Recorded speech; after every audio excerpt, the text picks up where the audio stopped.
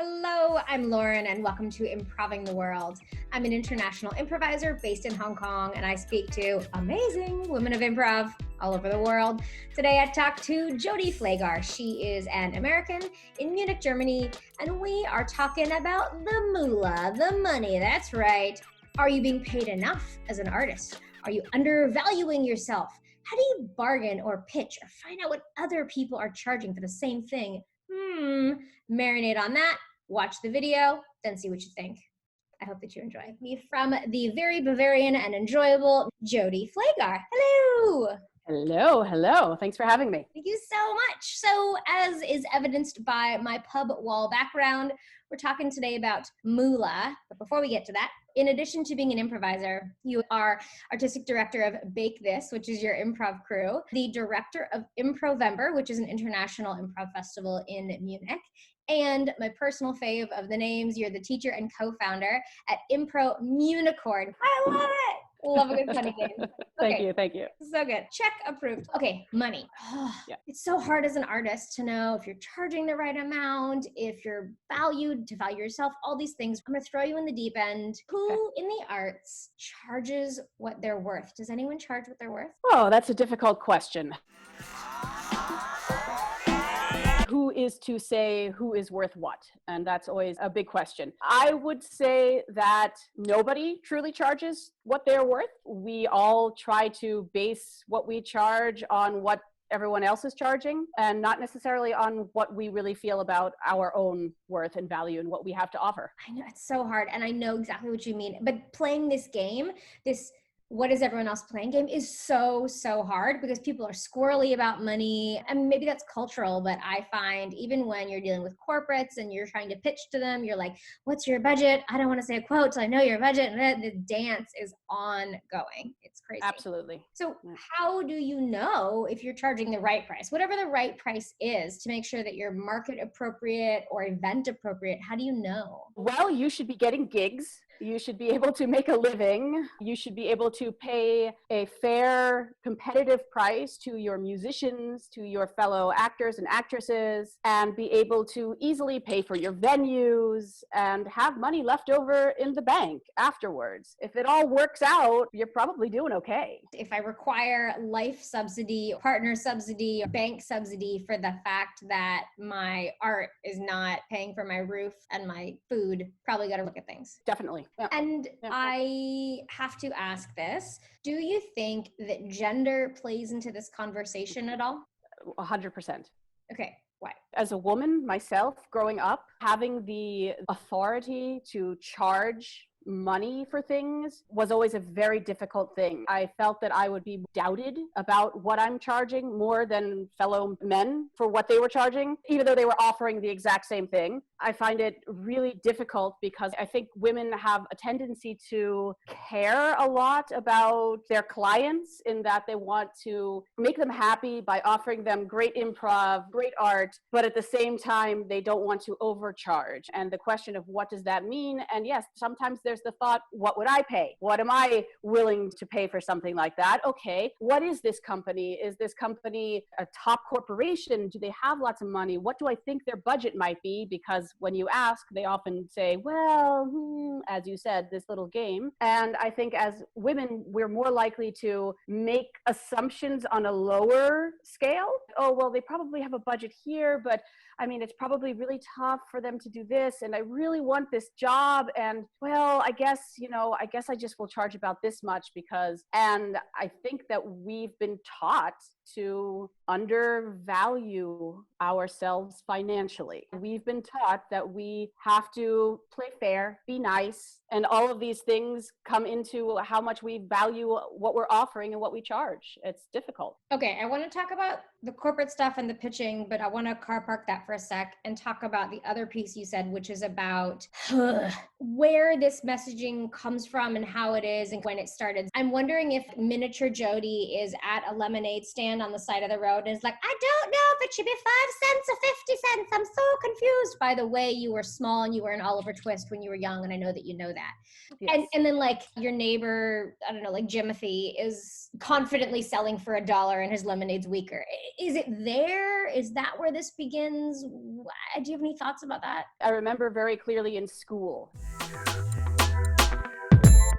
This is not something to do with finances, but it still has to do with showing the difference between the status level of boys and girls. We had these televisions that had to be brought into the room. I think back then it was actually film reels, so they had to bring them in. And it was always, can we get a strong boy to go and pick up the film reels? And I used to get so pissed off. Like, I'll do it. And like, no. I'm like, I'm strong. I can do it. And I usually fought my way in there and got the film reels, felt good about it. Out on the playground, I was, as they called us back then, the tomboy. I was playing sports and I wanted to be included. And it was always a struggle because I wasn't good enough, even though I was better than most of those damn boys. You know, I was a girl. So therefore it was automatic. I'm not good enough. And these things get drilled into not only our heads as girls and later on women, but boys. And it's just something that is passed on from generation to generation. And then later on, we see it in films, advertising. We see the women of authority walking with men of authority in films. And the two men are in the front and the woman is in the back. Yes, they're all walking,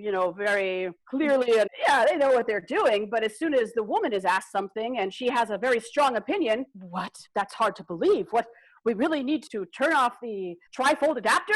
I can't believe that. And then Mr. Jones says, yes, we need to turn off the trifold adapter. Okay, we'll do it. Well, Mr. Jones said it. Now we won't doubt it anymore. And these things just build up, and it sticks with you. It's hard. Yeah. Side anecdote that you made me think of, I don't know why, because I have had a fantastic string, and thank you to any of them who are watching, of women, role models, managers at jobs, people in my life, peers who inspire, and so on. I've been terribly lucky in that. I had a female boss, a really kind and wonderful human being, and she did this hysterical thing to me, not judging anyone who chooses this. Her boss, a man, worked in another part of the office. When the executive assistant would call over and say, oh, the person wants to see you, she would put on her lipstick, tidy her clothes and stuff, hurry over. People who were her peer equivalent, if they were called over and they were men, well, they didn't put on lipstick because that wasn't their chosen look, but they didn't have this same rush and hurried, must be appropriate kind of thing. And I remember thinking, why does her putting on lipstick in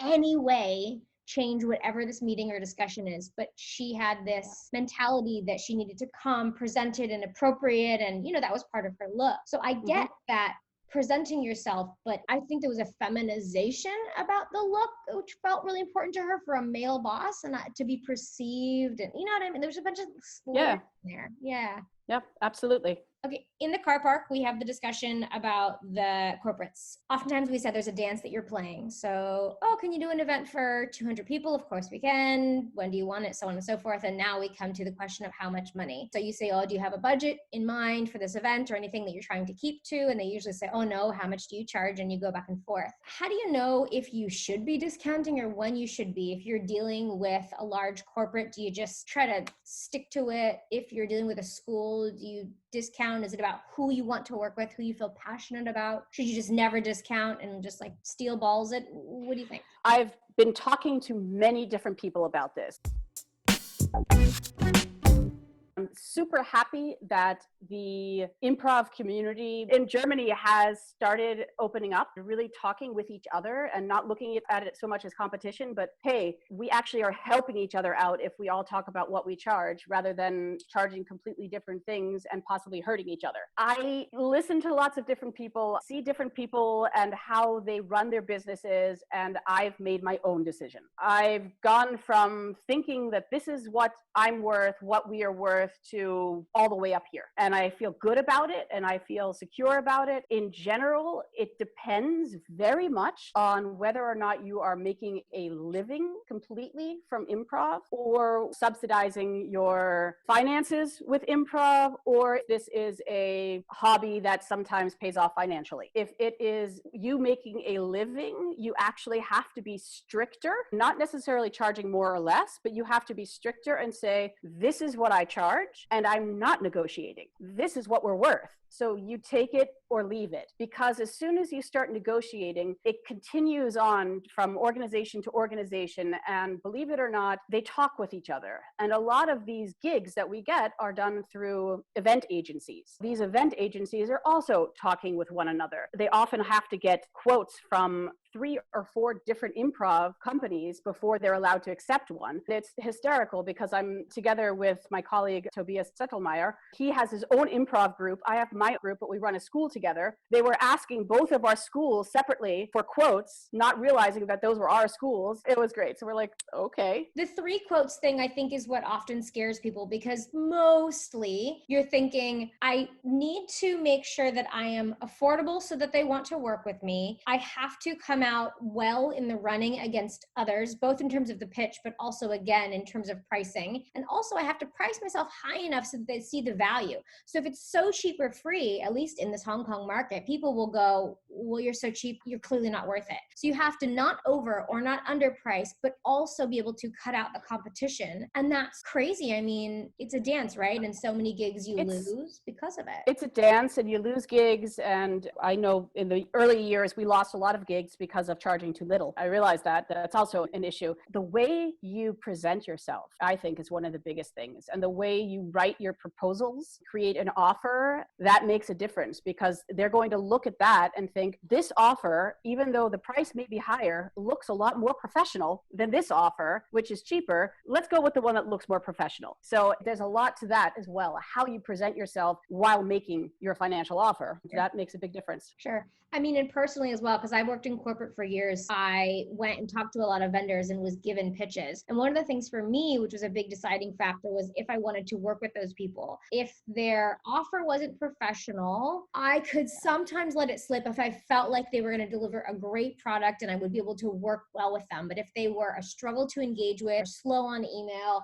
if I couldn't get clear answers, if the spoken language that we needed wasn't great, whatever it was, too much hassle, just not going to do it. So it was about this ease of doing business, but still maintaining profession and clarity. Absolutely. It's its own game trying to sell yourself. It's a game and it's important. And that goes along with the finances. And I think in terms of gender and whether or not it's more difficult for women, I think that women have a harder time selling themselves, speaking well of themselves, saying, oh yes, absolutely, I can do that. And I've been doing this for years and I have the skills to do so. We're supposed to be modest and say, oh, sure, yeah, I think I could do that. That might be possible. It's about trying to get over that. Talk as if you mean it, because you should, and you need to look in the mirror and tell yourself, I got this. Seek out your local or international improv or communications coach and have a chat with them. One of the things here is having open discussions. I have had some open discussions with people in other countries who are friends, where I'll say to them, in your market, what are you charging? And because they're in another country, they're more willing to share numbers. I'm not a direct threat. I'm over here. You can at least have that chat, but having that discussion is hard. Do you think that part of this self-valuation is just about knowing? And do you ever have these conversations with people like, tell me how many euros? Oh, yes. I have the advantage that my group is an English-speaking group. Up until about 2 years ago, there were no other professional English-speaking groups in Munich. So people were very willing to talk to me about it. But I also feel in general that it's opened up to people talking more about this. And it's really important to find somebody that you know, that you respect, that you trust, and say, hey, listen, my improv troupe would like to start maybe trying to do some corporate gigs, but we have no idea how to do it. We all start off at some point, and it's a learning curve, and we need people to help us through it. And it's totally fine to ask somebody. And if they're not willing to help you, then they're the wrong person to ask. I don't think there's any reason why we shouldn't come flat out and say, in general, this is how much I charge for this. In general, this is how much I charge for that. Clearly, there will be situations where one will negotiate because that's a very important gig, or they're financially hurting really badly right now, or whatever the situation. That's their own personal thing. But in general, if somebody has a clear-cut rule of thumb, I think we should share that information and help each other out. And as you said, the markets are totally different. What we charge in Germany would be completely different than what I would charge perhaps in the United States, because of the way taxes work, health insurance, all of the other things that go into play with how much you need to earn to make a living. And I think what you said as well earlier, it's very dependent on who the other hidden or visible figures are who are in the mix. So if you are going and doing something where you're putting all of your own IP, your intellectual property into something, and and doing something standalone. That's one thing. If you are doing events or shows where you have to pay other people and venues and things, and you suddenly have to do the math of seats and dates, there's a whole other piece. So sitting and really organizing and going through that, being able to go to events or see what listings are online, how much people are charging, and ask questions about how that is broken down depending on what it is, feels so helpful. Definitely. You alluded to this earlier, going back to the gender thing, but also artists. Artists are so beautiful. Do you think that there is a kindness to do with pricing? Something it's like, well, this is what I can afford. Is that just an artist thing? Is that a lady thing? Is that a lady artist thing? I think there are many people of all genders who go there. Artists, I think that women tend more to go there simply because it's expected that we are to be more understanding, empathetic. We can put ourselves in other people's shoes, and it's really important to do that and to say, oh, it's a really small company. They don't have a lot of money and they just want to do something good. And it would be so good to just offer this program for them. So I think it's a mix, but I think that women tend more to go on that trail of.